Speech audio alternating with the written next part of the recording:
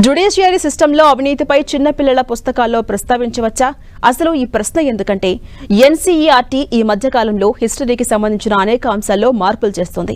ఈ క్రమంలోనే 8వ తరగతి చరిత్ర పుస్తకంలో న్యాయ వ్యవస్థ గురించి కొన్ని వివాదాస్పద అంశాలను చేర్చింది. దీనిపైనే సుప్రీంకోర్టు ప్రధాన న్యాయమూర్తి తీవ్రంగా మండిపడ్డారు. ఇది కావాలనే ఓ పద్ధతి ప్రకారం న్యాయ వ్యవస్థపై చేసిన దాడిగా వర్ణిస్తూ సుమోటోగా కేసు విచారణ చేపట్టారు. దీంతో కేంద్రం కూడా వెనక్కి తగ్గాల్సి వచ్చింది.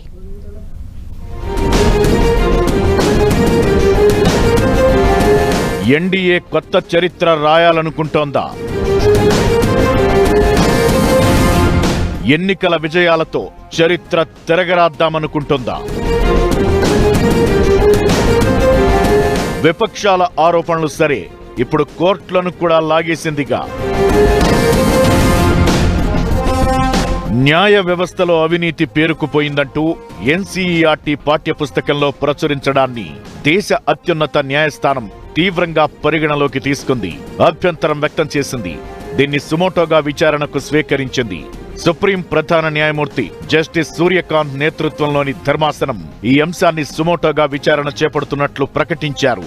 అంతేకాదు, ఇదంతా ఖచ్చితంగా ఓ లెక్క ప్రకారం ప్రణాళికాబద్ధంగా న్యాయ వ్యవస్థపై చేస్తున్న దాడి అని, దాన్ని తాను ఎంతమాత్రం సహించబోనంటూ వ్యాఖ్యానించారు. దీంతో ఒక్కసారిగా కేంద్రంపై ఆరోపణలు, విమర్శలు గుప్పుమన్నాయి. జాతిపిత గాంధీజీకి సంబంధించిన పాఠ్యాంశాలను ఎన్సీఆర్టీ ఇప్పటికే తొలగించినట్లు ఆరోపణలు రాగా, దానికి తాజా ఉదంతం కూడా తోడైంది. కాంగ్రెస్ నేత ఎంపీ కపిల్ సిబల్ 8వ తరగతి చరిత్ర పుస్తకంలో న్యాయ వ్యవస్థకి సంబంధించిన సమాచారాన్ని కోర్టు దృష్టికి తీసుకొచ్చారు. కొత్త NCERT social science text book లో ఈ అంశం ఉండగా, దానిపై సీజేఐ వెంటనే స్పందించారు. న్యాయ వ్యవస్థను కించపరచడానికి భూమిపై ఎవరికీ అధికారం లేదని, అలా జరగడానికి తాను ఎంతమాత్రం అనుమతించబోనని తేల్చి చెప్పారు సీజేఐ.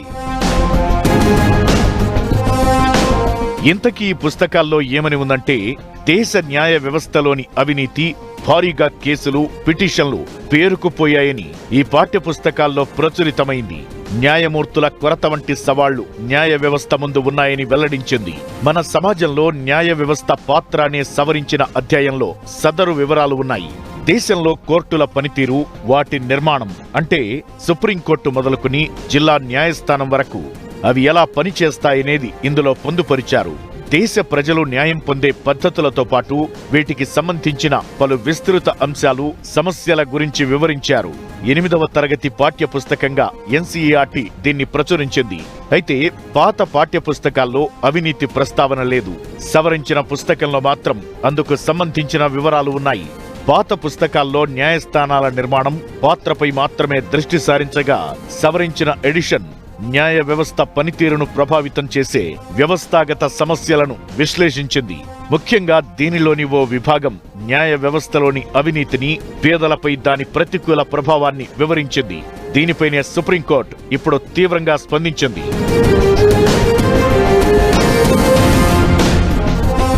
న్యాయ వ్యవస్థలో అవినీతి ప్రభావాన్ని ఈ అధ్యాయంలో కూలంకషంగా వివరించారు. ప్రజలు న్యాయ వ్యవస్థలోని వివిధ స్థాయిల్లో అవినీతిని అనుభవిస్తున్నారు. పేదలు, బలహీన వర్గాలకు ఇది న్యాయం పొందే అంశాన్ని మరింత కఠినతరం చేస్తుంది అనేది దాని సారాంశం. అలాగే సుప్రీంకోర్టులో దాదాపు 81,000, ఉన్నత న్యాయస్థానాల్లో 62.4 లక్షలు, జిల్లా దిగువ న్యాయస్థానాల్లో సుమారు 4.7 కోట్ల కేసులు పెండింగ్లో ఉన్నట్లు ఇందులో స్పష్టంగా పేర్కొన్నారు. ఇదే సుప్రీంకోర్టుకు తీవ్ర ఆగ్రహానికి గురిచేసింది. ఇది ఉద్దేశపూర్వక ప్రణాళికాబద్ధమైన చర్యగా అనిపిస్తోందని వ్యాఖ్యానించారు. దీన్ని తన దృష్టికి తెచ్చినందుకు కపిల్ సిబల్, అభిషేక్ మను సింఘ్వీలకు ఆయన కృతజ్ఞతలు తెలిపారు.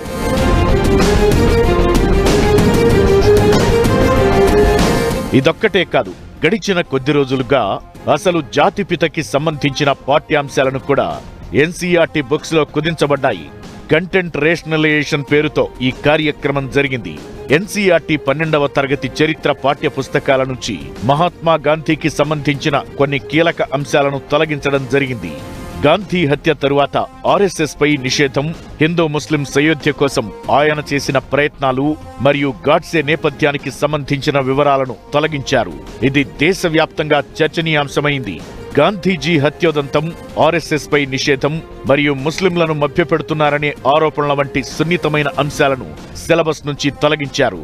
అసలు చరిత్రను హేతుబద్ధీకరణ చేయడానికి కేంద్రానికి అధికారమేంటనేది విపక్షాల ఆరోపణ.